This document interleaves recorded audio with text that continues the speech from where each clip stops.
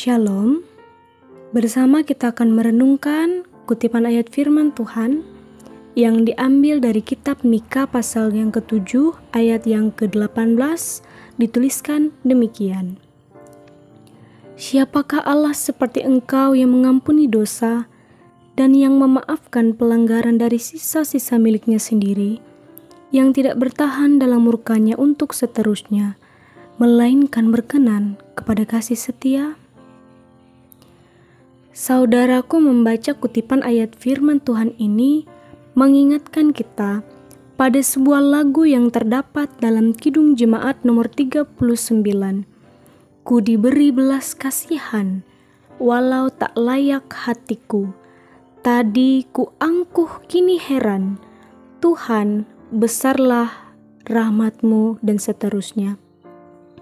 Saudaraku, meresapi bagian dari lirik lagu Kidung Jemaat ini yang akan membawa kita kembali melihat pada diri kita, hidup kita, bahwa sebenarnya tak satu pun yang layak karena kesalahan, pelanggaran, kejahatan, dosa yang kita lakukan.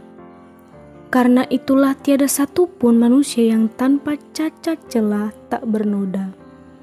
Tapi lihatlah, ada saja rupa-rupa manusia yang alih-alih memohon pengampunan, sadar dari kesalahan, malah cenderung merasa dosa itu bukanlah dosa. Melakukan pelanggaran adalah hal yang biasa. Merasa nyaman dengan apa yang ditawarkan oleh kungkungan dosa yang bersama kita tahu akhirnya adalah akhir yang buruk, yakni kematian kekal. Ada-ada saja rupa-rupa manusia yang kian lihai berdusta, semakin hari hidup tanpa kasih, tidak saling peduli, saling mengabaikan, bahkan ketika tepat di depan mata ada yang sedang memerlukan uluran tangan, dan banyak hal lainnya, kenyamanan hidup dalam dosa yang menenggelamkan setiap jiwa. Itulah definisi gagal move on dari dosa.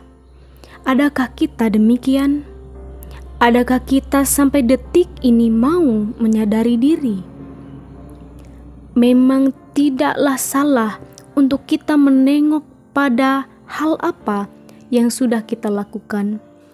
Tidak salah kita menghitung berapa puluh kali kita melakukan kesalahan di hadapan Tuhan sampai pada hari ini. Tapi janganlah lupa untuk fokus memperbaiki apa yang salah, memperbaiki diri kita, memperbaiki hidup kita.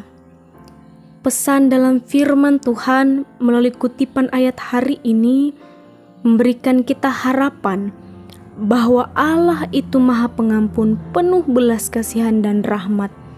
Memang Allah merasa murka, kecewa, marah terhadap kita, namun Dia beralih pada kasih setia terhadap kita. Kita menerima belas kasihan. Belas kasihan akan diterima bagi mereka yang mau menyadari diri. Belas kasihan Allah akan merengkuh kita. Hal ini bukan hanya direnungi, bukan hanya ditangisi. Kisah hidup kita masing-masing memang mungkin saja pelik, namun Tuhan selalu melihat kita. Ketika lelah, kembalilah pada Tuhan, bukan melakukan kesalahan dan dosa.